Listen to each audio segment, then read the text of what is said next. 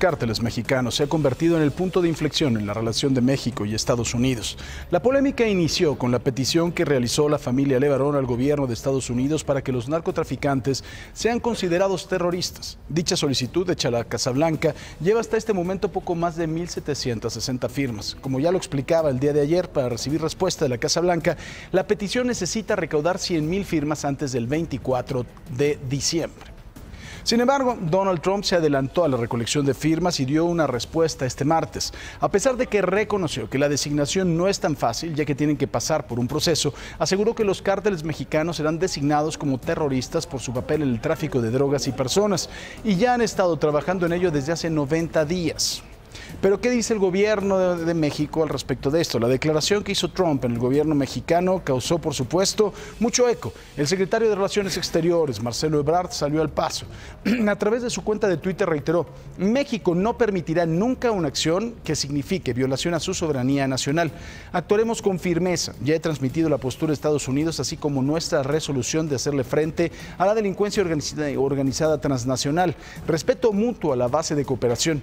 Cabe reiterar que el lunes el canciller señaló que declarar a los cárteles como terroristas era innecesario e inconveniente. A ver, pero ¿qué podría pasar si Estados Unidos designa como terroristas a los cárteles mexicanos? El Departamento del Tesoro puede confiscar o bloquear los activos relacionados con los cárteles mexicanos, por ejemplo. Ninguna entidad también en los Estados Unidos, ningún individuo les puede proporcionar apoyo material o recursos.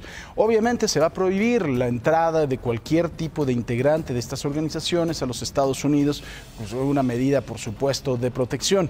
También se incrementa la capacidad del gobierno de ir tras los sospechosos de estar apoyando a los cárteles mexicanos, incluyendo quienes les puedan proporcionar entrenamiento, transporte, apoyo financiero, entre otras, hacer negocios incluso con ellos.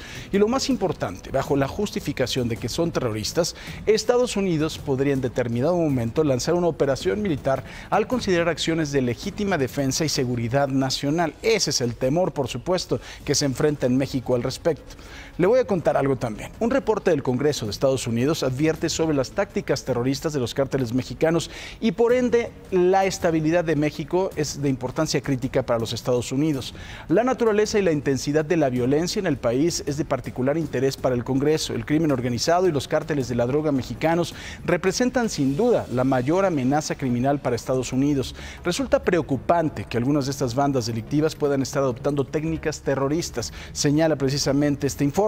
Aquí hay algunas de las acciones que se pueden considerar como terroristas. Aquí le tenemos un recuento de las mismas. En el 2008, un ataque con granada en la celebración del 15 de septiembre en Michoacán. El autor fueron los Zetas, efectivamente, por supuesto. Nos vamos a otro año, 2010.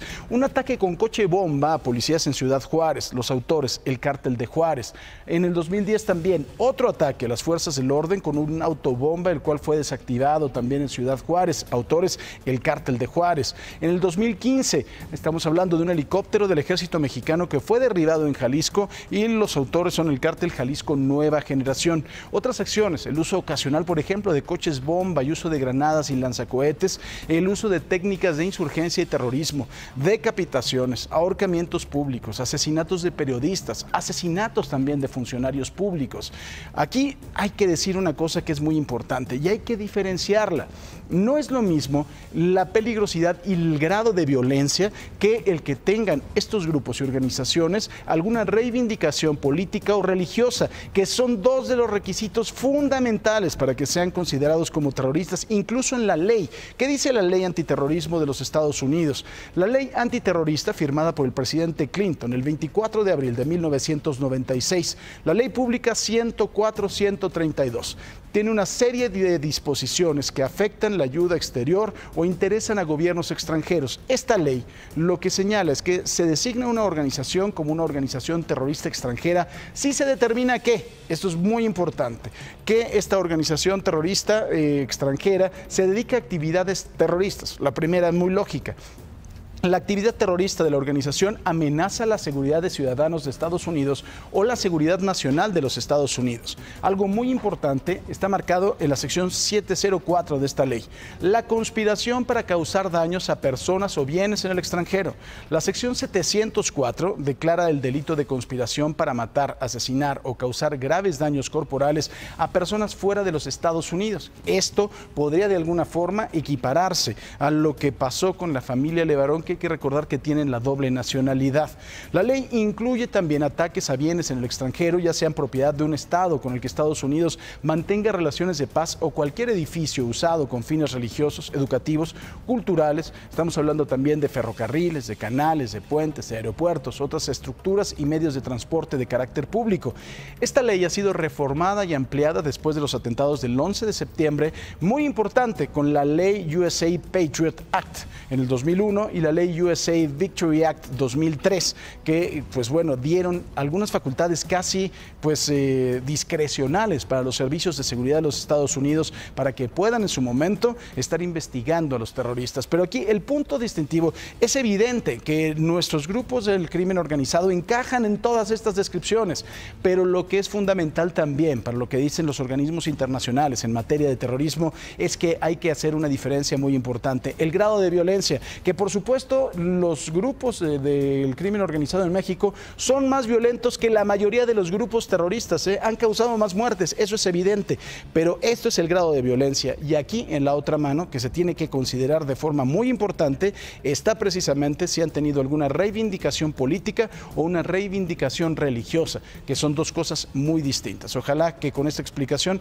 le quede claro. ¿Y cuál es el temor? Que los Estados Unidos puedan designar o puedan hacer en su momento una acción armada dentro de nuestro país. Hay aquellos que son defensores a ultranza de la soberanía nacional. Hay veces que también hay que recordar, la soberanía nacional se pone mucho más en riesgo cuando un grupo del crimen organizado puede desestabilizar una región de la República, puede tener el control de una región entera de la República Mexicana. Creo que ahí se pierde soberanía, y se pierde soberanía con los propios grupos del crimen organizado. Lo pongo sobre la mesa, no es que esté de acuerdo, pero se lo pregunto. ¿Y qué pasaría si en algún momento aceptamos esta ayuda del gobierno de los Estados Unidos? Si lo hacemos un poquito al estilo de Colombia y se hace, pues bueno, una purga total y absoluta de los cárteles del crimen organizado. Las preguntas son varias. ¿Tendríamos éxito? O sea, ¿sí se podrían eliminar? ¿Se bajaría la violencia en nuestro país o se incrementaría? Y también, ¿cuál sería la condición de los Estados Unidos? Porque usted sabe que los señores de junto y nuestros vecinos no siempre actúan de a gratis. Obviamente esto tendría un precio y un costo. Son las dos preguntas que le hago y las pongo sobre la mesa. Quique Villanueva. Imagen Noticias con Francisco Sea, lunes a viernes 5:50 AM. Participa en Imagen Televisión.